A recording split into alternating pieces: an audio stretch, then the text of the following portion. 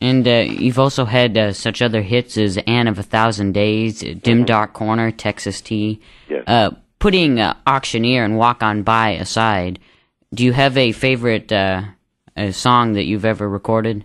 No, I really don't. And here again, I've never paid too much attention to record sales or how far any certain song got up in the charts, but I've recorded a lot of songs that I've liked, and a lot of those songs are still among my favorites, but I don't know that I would have any one particular favorite. If I couldn't pick just one, I don't think. And in 1962, you became a member of the Grand Ole Opry, isn't that correct? Yes. And so was becoming a member of the Opry a high point in your career?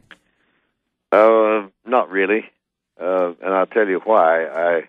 I'm glad I was a member there for a while, but I had tried to get on the Grand Ole Opry a couple of times. One time after the Ozark Jubilee closed down, and they said, no, we have to have somebody who is established in the country music business.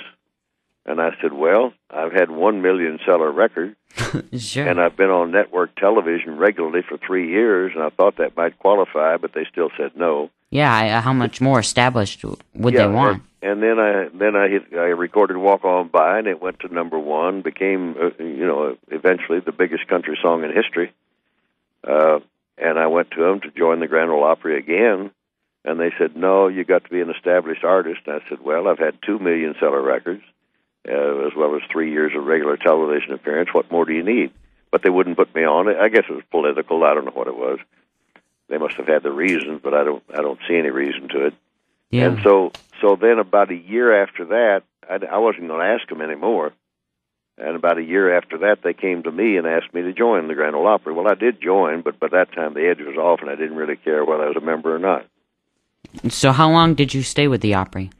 I was only there as a regular a little over 2 years, because right after I signed with them, they made a regulation that I had to be there 26 Saturday nights, which I couldn't do because I was working all over the United States and all over Canada and working all the time, traveling maybe 300 to 315 days a year. Yeah. But I tried, but I still made, instead of making the 26 weeks, I think I made 22 or 23. And the next year they dropped the requirement to 20 appearances, and I didn't quite make that either. I think I made 18 of them, but I couldn't be there that much time because I had to make a living. Yeah. And they didn't pay any money. I think for a Friday and Saturday night they paid $29, and there wasn't enough money in there to help me on the bottom line of making a living. So I went to them and I said, I'm going to have to take an indefinite leave of absence because I can't keep these regulations. And that's the way I left the Opry. I left there in good standing, but I took an indefinite leave of absence, and I never did go back as a regular. You've probably made some guest appearances again over the years. I made a few, yes. But weren't there a lot of other country artist, Opry stars that left around that time, too, because of that requirement? Yeah, Farron Young, Johnny Wright and Kitty Wells left. Ray Price left. I think Carl Smith? Carl Smith, I think, maybe left. I know there were quite a few of them. Ernest Tubb left, but he came back. But I think of all the people that left, Ernest Tubb might have been the only one that came back. And you mind if we move on and talk about your movie role in What Am I Bid? No, go ahead. And so that movie came around in 1967, and I was wondering, how did you end up getting that role for that movie? Was that a role specifically created for you? Or? Yes, it was.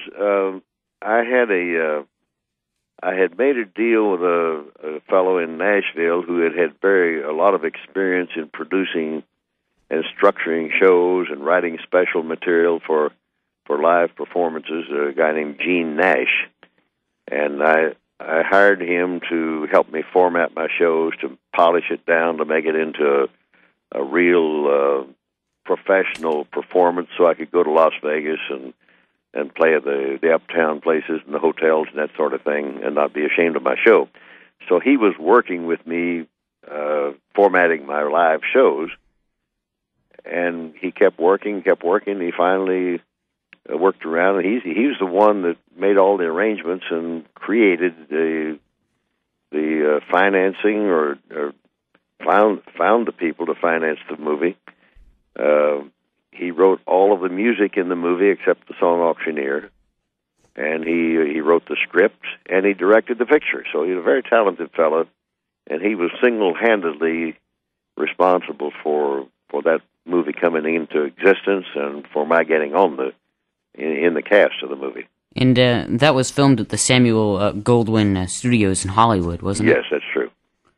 And I guess Leroy Van Dyke Enterprises is the sole distributor for the film. We are now.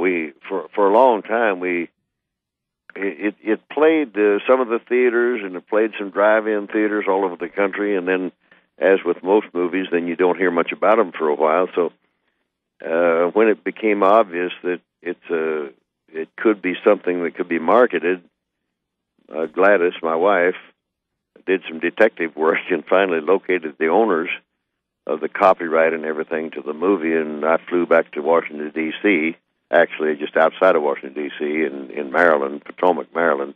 Okay. And spent all day with the person who owned it, and I made a deal with him to be the sole distributors of that movie, but we had to take it and reduce it, change it from film to digital, so it came out on DVD, which we did.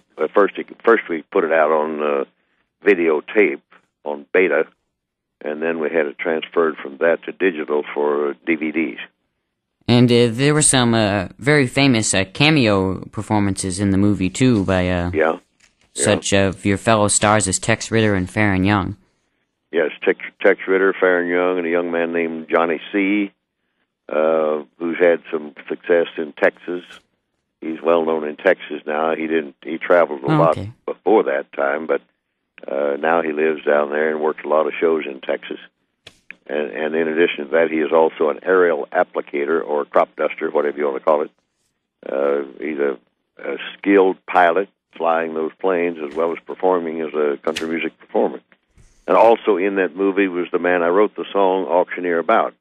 His name is Ray Sims. He's retired now, 88 years old, the best auctioneer I ever heard. It's a true story of his life, and he played himself in that movie.